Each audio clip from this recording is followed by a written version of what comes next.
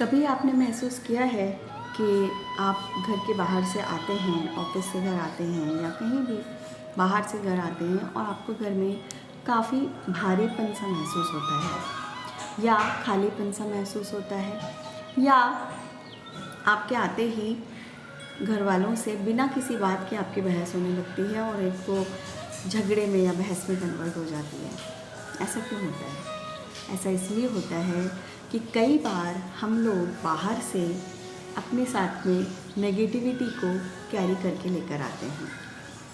बाहर किसी से बहस हुई हो, ऑफिस में बॉस से झगड़ा हुआ हो या किसी और व्यक्ति ने हमें कुछ कह दिया हो, हम कुछ सुन लिया हो, हमने किसी और चीज़ का स्ट्रेस और वो चीज़ हम लेकर घर में आते हैं और वो नेगेटिविटी घर में ही रह जाती है।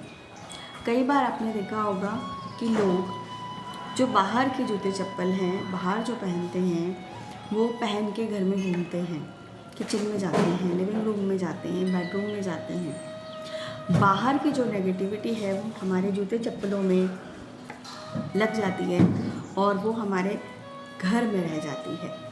तो इसीलिए रेकी में कहा जाता है, हीलिंग में कहा जाता है कि हमारे घर की भी डेली बेसिस पे एनर्जी क्लेंजिंग करना आवश्यक है। कैसे ये एनर्जी क्लेंजिंग होगी? क्या सिर्फ झाड़ू पोछे से? नहीं। घर की एनर्जी क्लेंजिंग करने के लिए आप जो पोछे का पानी है, घर में जो पोछा लगता है, उसके पानी में थोड़ा सा रॉक सॉल्ट डाल सकते हैं और उससे आप पोछा लगाएं। इसके अलावा पोछा लगाने के बाद आप घर के हर कॉर्नर में जाके, हर रूम की कॉर्नर में जाके 3 बार ताली बजाएं और मन में एक इंटेंशन करें कि घर में जो भी नेगेटिविटी है, बाहर से जो भी नेगेटिविटी आई है, मैं उससे रिक्वेस्ट करती हूँ कि वो चली जाए।